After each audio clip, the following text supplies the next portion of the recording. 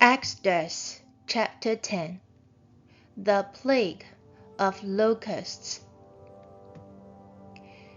Then the Lord said to Moses, Go to Pharaoh, for I have hardened his heart, and the hearts of his officials, so that I may perform these signs of mine among them, that you may tell your children and grandchildren how I dealt harshly with the Egyptians, and how I performed my signs among them, and that you may know that I am the Lord.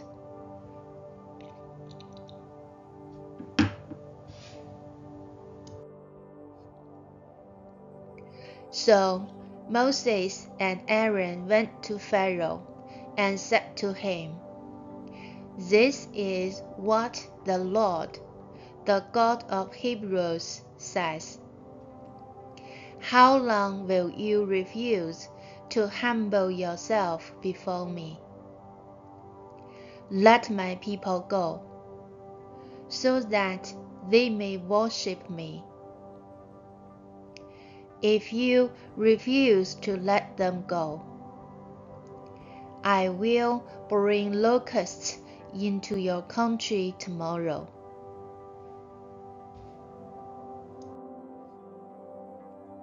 They will cover the face of the ground, so that it cannot be seen. They will devour what little you have left after the hail, including every tree that is growing in your fields. They will fill your houses and those of all your officials and all the Egyptians, something neither your parents nor your ancestors have ever seen from the day they settled in this land till now. Then Moses turned and left Pharaoh.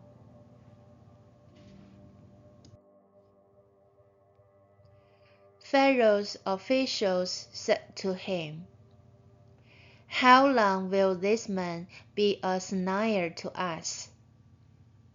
Let the people go, so that they may worship the Lord their God. Do you not yet realize that Egypt is ruined? Then Moses and Aaron were brought back to Pharaoh.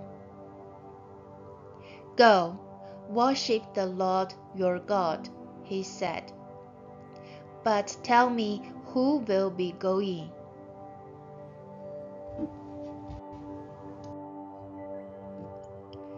Moses answered, We will go with our young and our old, with our sons and our daughters, and with our flocks and herds, because we are to celebrate a festival to the Lord.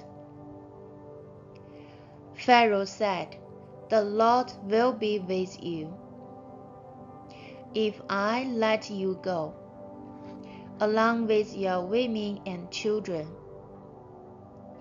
Clearly, you are bent on evil.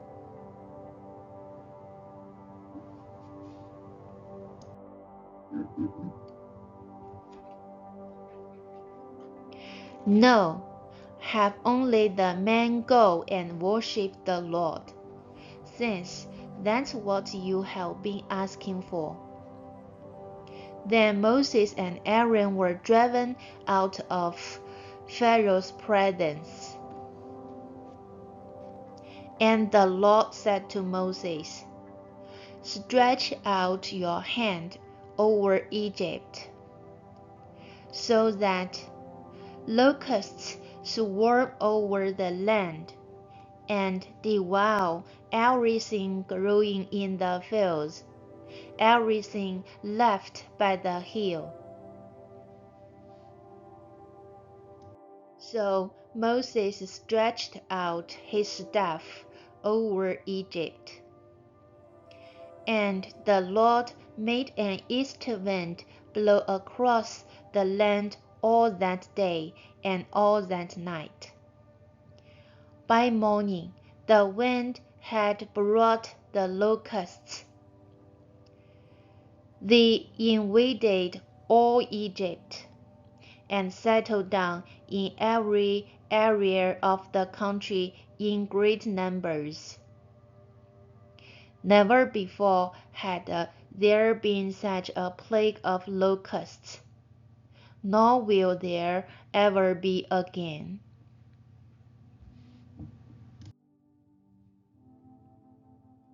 They covered all the ground until it was black.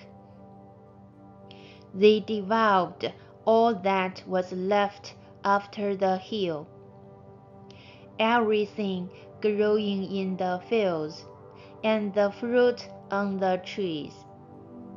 Nothing green remained on tree or plant in all the land of Egypt.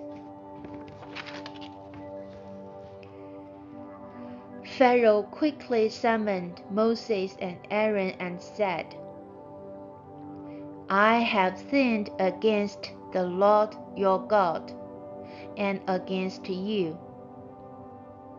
Now forgive my sin once more, and pray to the Lord your God to take this deadly plague away from me.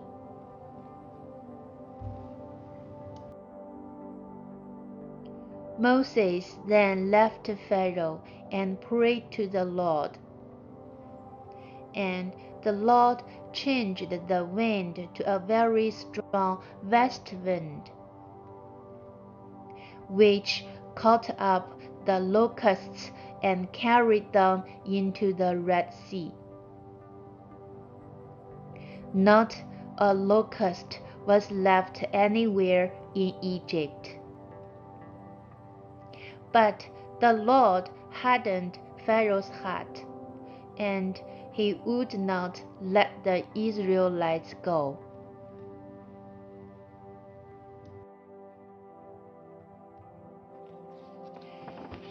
The plague of darkness.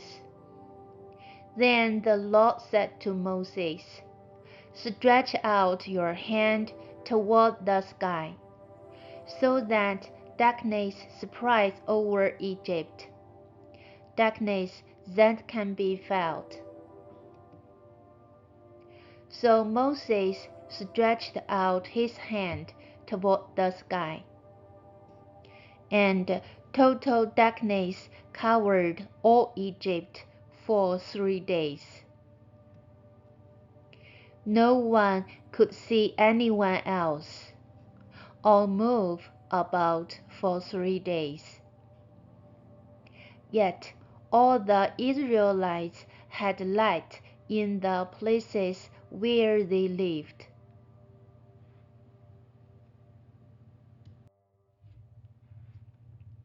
Then Pharaoh summoned Moses and said, Go, worship the Lord. Even your women and children may go with you. Only leave your flocks and herds behind. But Moses said, You must allow us to have sacrifices and burnt offerings to present to the Lord our God. Our livestock too must go with us. Not a hoof is to be left behind. We have to use some of them in worshiping the Lord our God. And until we get there, we will not know what we are to use to worship the Lord.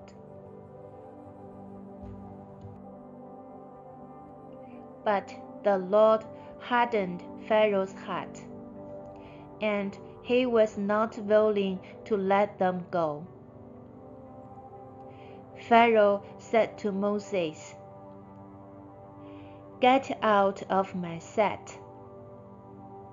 Make sure you do not appear before me again. The day you see my face, you will die." "Just as you say," Moses replied. "I will never appear before you again."